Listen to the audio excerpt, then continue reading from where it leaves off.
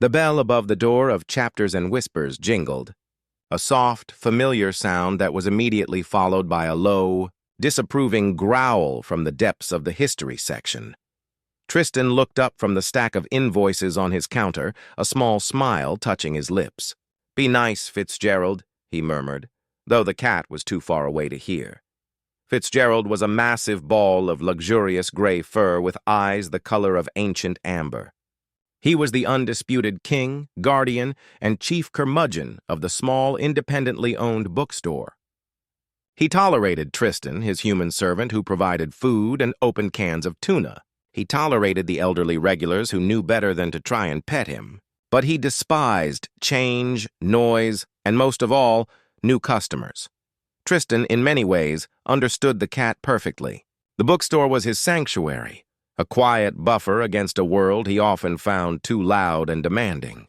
At 28, he felt he was living a life written in pencil, constantly being erased and rewritten by other people's expectations. His mother, a whirlwind of high-powered energy, still emailed him job listings from corporate firms in the city, unable to understand why her business degree-holding son would waste his life selling used books in a sleepy coastal town. But here, surrounded by the smell of old paper and brewing tea, Tristan was the author. He knew every creaky floorboard, every hidden nook, and the exact placement of every novel. It was ordered. It was safe. The new customer, however, was an unknown variable. He was currently browsing the fantasy section, his back to Tristan.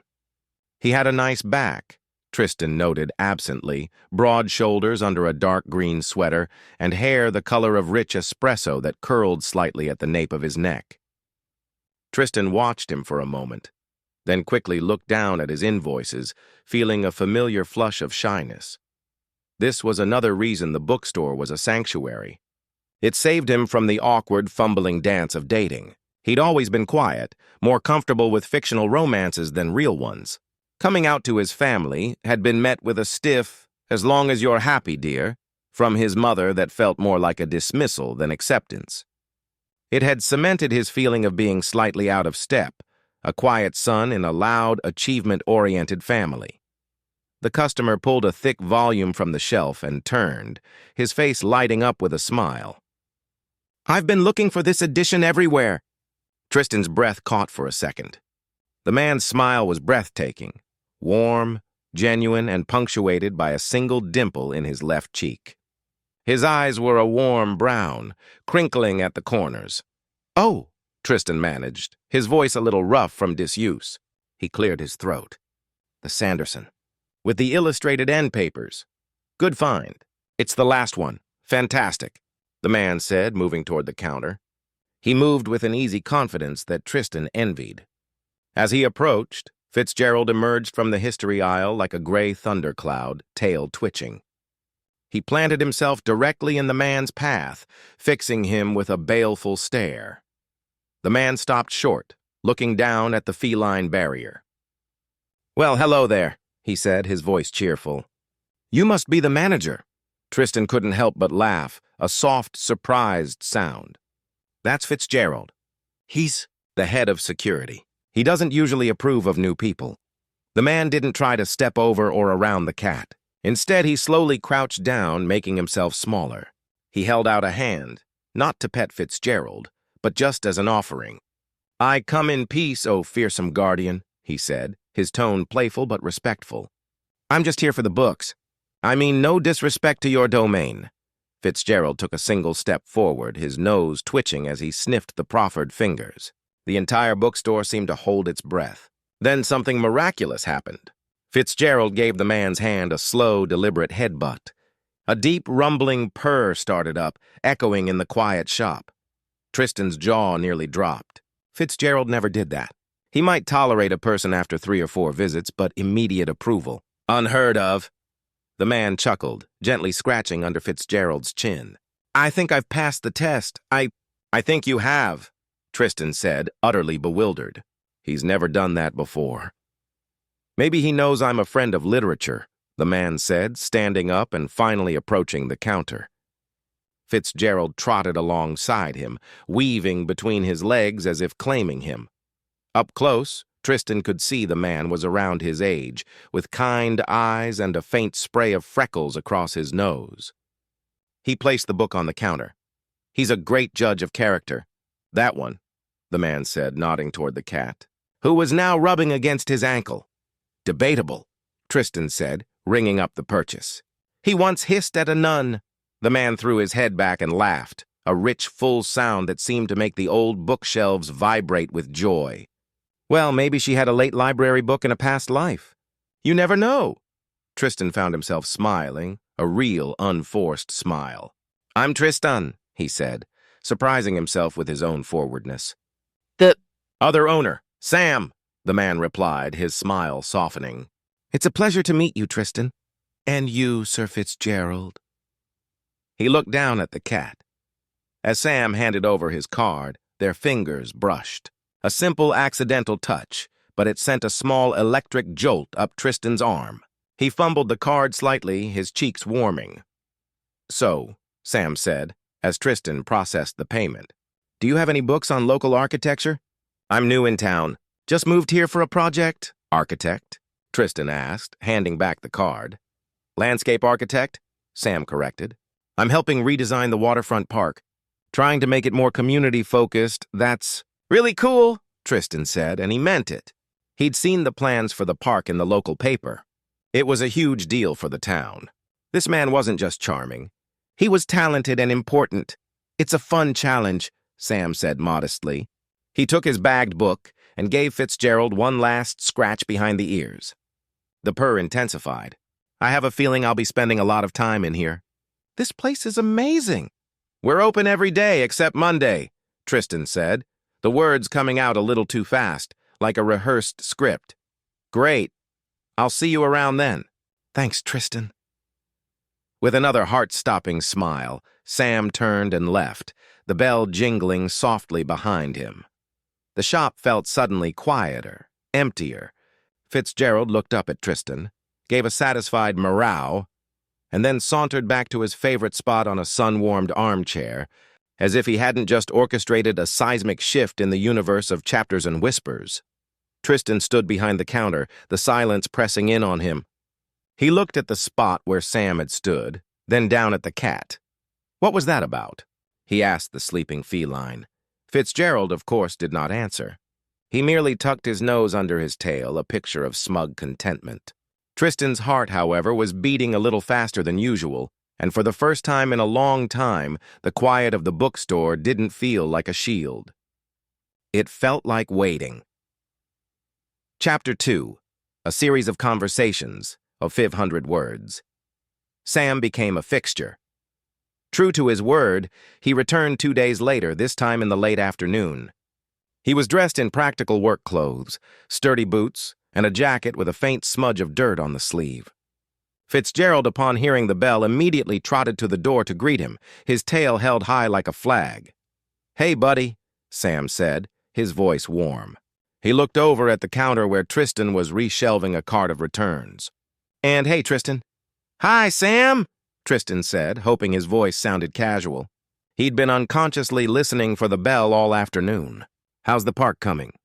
"It's coming," Sam said with a good-natured sigh. "Mostly it's a lot of meetings and paperwork right now, but we break ground next month." He wandered over to the counter, Fitzgerald glued to his side. "I was hoping you could help me find something."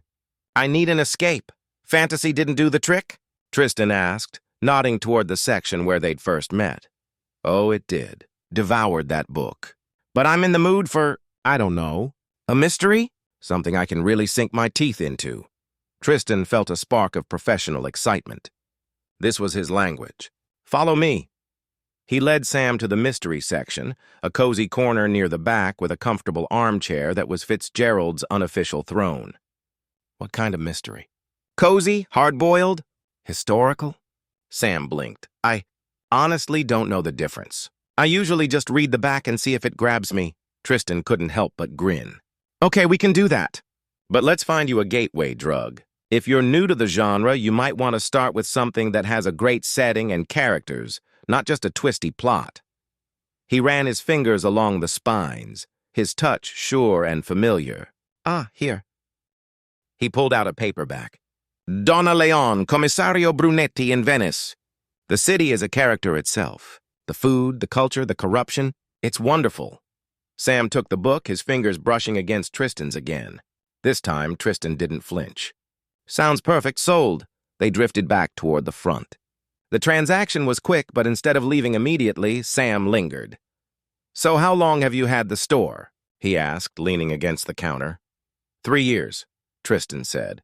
I bought it from the previous owner when she retired. It was my dream since I was a kid hiding in the library. That's amazing, Sam said, and he sounded like he genuinely meant it. To actually do your dream job. It's inspiring. Tristan shrugged, a little self-conscious. It's not exactly a corporate ladder. My mom keeps sending me listings for management consultant positions. Sam made a face. Sounds awful. No offense to your mom. None taken, Tristan laughed. It does sound awful. What does she think of the bookstore? Tristan paused, organizing a stack of bookmarks. She thinks it's a nice hobby. She doesn't really get it. She's very goal-oriented, measurable success. This, he gestured around them, isn't easily measured. Sam's expression was thoughtful. I think creating a place like this, a haven for people, is one of the most measurable successes there is. You can feel it when you walk in. Tristan looked at him, surprised and deeply touched. No one had ever put it that way before. Thanks, he said, his voice soft. That's a really nice thing to say. Their conversation was interrupted by the arrival of Mrs. Gable, a regular who needed help finding a specific book on knitting patterns. Sam gave Tristan a small wave and slipped out, the book tucked under his arm. The pattern continued. Sam would come in every few days, often looking slightly weary from his work at the park site. He'd always be greeted enthusiastically by Fitzgerald, and he'd always find an excuse to talk to Tristan. Their conversations started about books, but slowly branched out. They talked about their favorite films. Sam loved big, epic action adventures.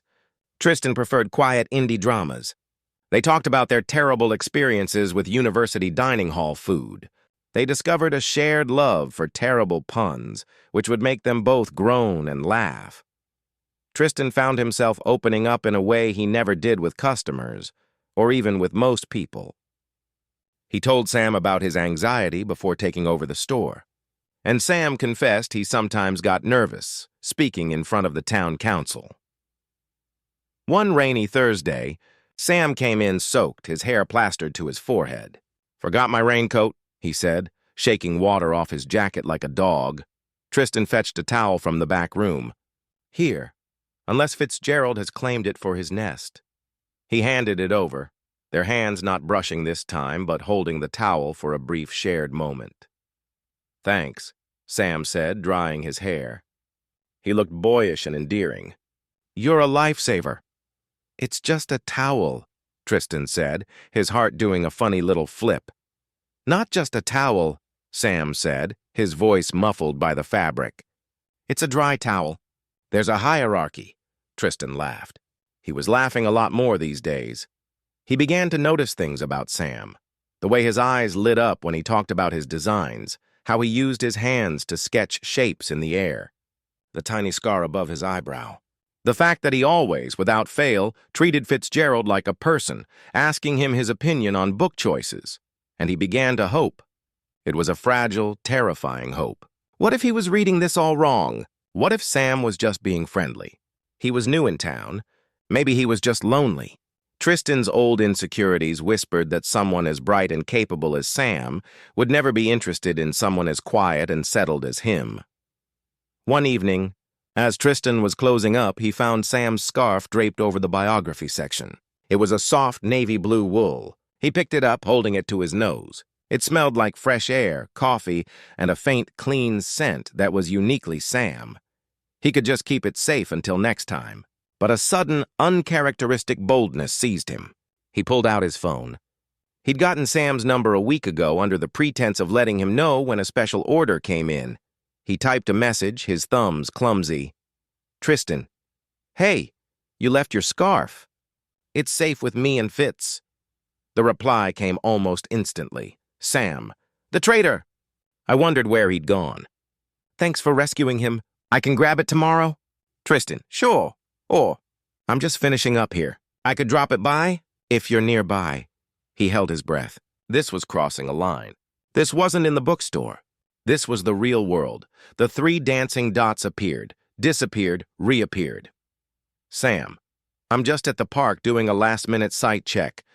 I'd hate for you to go out of your way. Tristan, it's no trouble. Sam, okay, that'd be great. I'm the one with the hard hat and the hopeless expression. Tristan smiled. He locked up the shop, scarf in hand, and stepped out into the cool evening air. Fitzgerald, watching from his perch in the window, gave a slow, deliberate blink, as if in approval. The grumpy guardian had set the plot in motion. It was up to Tristan to turn the page. Chapter 3. Beyond the Bookshelves. 500 words. The waterfront park was a 10-minute walk from the bookstore. The sky was painted in streaks of orange and purple, and the air was crisp with the promise of autumn. Tristan walked quickly, his hands shoved in his pockets, one clutching the soft wool of Sam's scarf. He saw Sam before Sam saw him.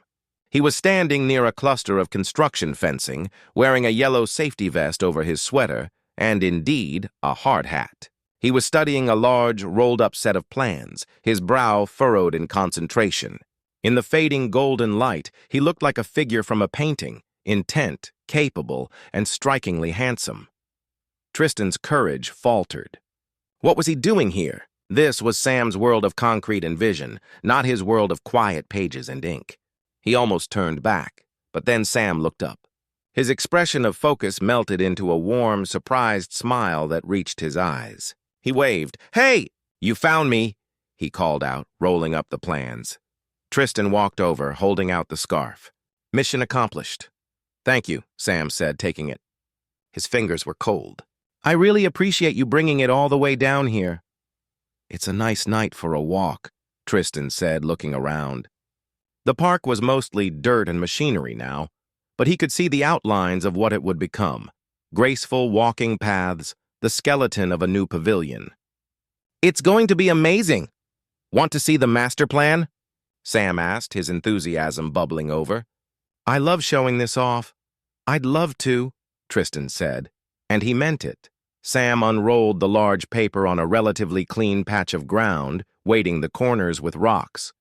He launched into an explanation, his voice alive with passion. He pointed out where native plants would be reintroduced, where there would be a new playground designed to look like a pirate ship, where the best spot would be to watch the sunset. "It's not just about making it look pretty," Sam said, his voice softening. "It's about creating a place where people can connect. Families, friends, everyone. A place for memories." Tristan listened, captivated less by the details of the design and more by the man explaining it. This was Sam's passion, his art. It was so different from his own. Yet the core desire was the same, to create a space of comfort and joy for others. "That's incredible, Sam," Tristan said when he finished. "The town is lucky to have you." Sam flushed with pleasure, rolling up the plans. "Thanks. I'm lucky to be here." He looked out at the water, where the lights of the town were beginning to twinkle. "It's a beautiful place. It feels like home already, more than my old city ever did." They stood in comfortable silence for a moment, watching the dusk settle. "Are you hungry?" Sam asked suddenly. "There's a great little fish and chips place just around the corner. My treat." As a thank you for the scarf rescue mission, the invitation was casual, but it felt significant. This wasn't in the neutral territory of the bookstore. This was a date. "Wasn't it?" Tristan's